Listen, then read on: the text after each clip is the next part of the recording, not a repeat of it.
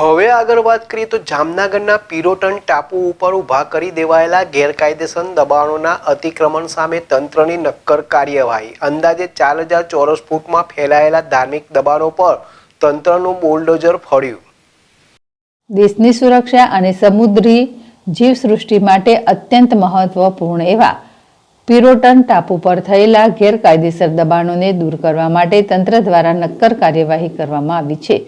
મુખ્યમંત્રી ભૂપેન્દ્ર પટેલના નેતૃત્વમાં રાજ્યમાં આ પ્રકારના ગેરકાયદેસર દબાણો પર ઝીરો ટોલરન્સની નીતિ અપનાવી છે। પિરોટન ટાપુ પર અંદાજે 4000 ચોરસ ફૂટમાં ફેલાયેલા ધાર્મિક સ્થળોનું અતિક્રમણ દૂર કરવામાં આવ્યું છે।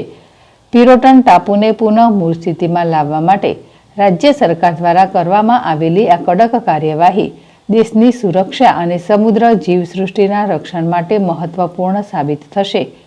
પિરોટન ટાપુના આ દબાણો રાષ્ટ્રીય સુરક્ષા, સમુદ્રી જીવસૃષ્ટિ અને આસપાસના વિસ્તારોમાં આવેલા મહત્વના ઉદ્યોગો માટે ખતરારૂપ સાબિત થઈ રહ્યા હતા।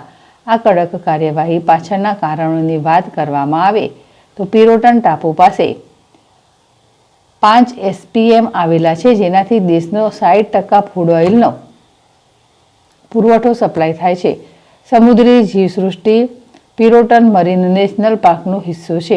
અહીંના કોરલ જેવા સમુદ્રી જીવોને ગેરકાયદેસર દબાણોને કારણે ખૂબ મોટું નુકસાન થતું હતું। લોકોની અવરજવર અતિક્રમણના કારણે લોકોની અવરજવર વધી જતા રાષ્ટ્રીય સુરક્ષા માટે ગંભીર પ્રશ્નો ઊભા થઈ રહ્યા હતા। NDPS સંબંધી પ્રવૃત્તિઓ આ સ્થળ NDPS સંબંધી પ્રવૃત્તિઓ માટે લેન્ડિંગ પોઈન્ટ બનવાનું જોખમ ધરાવતું હતું। સમુદ્રી વનસ્પતિને નુકસાન અતિક્રમણને કારણે સમુદ્રી વનસ્પતિને મોટા પાયે નુકસાન થઈ રહ્યું હતું।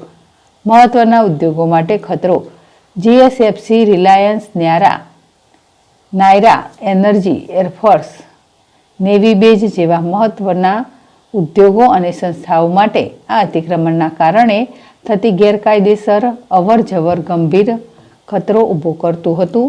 આ કાર્યવાહી દ્વારા પિરોટન ટાપુને ફરીથી તેની મૂળ સ્થિતિમાં લાવવાના પ્રયાસ કરવામાં આવશે અને આ સાથે દેશની સુરક્ષા અને સમુદ્રી જીવસૃષ્ટિનું રક્ષણ કરવામાં આવશે। સરખંદેડિયા ZSTV, જામનગર।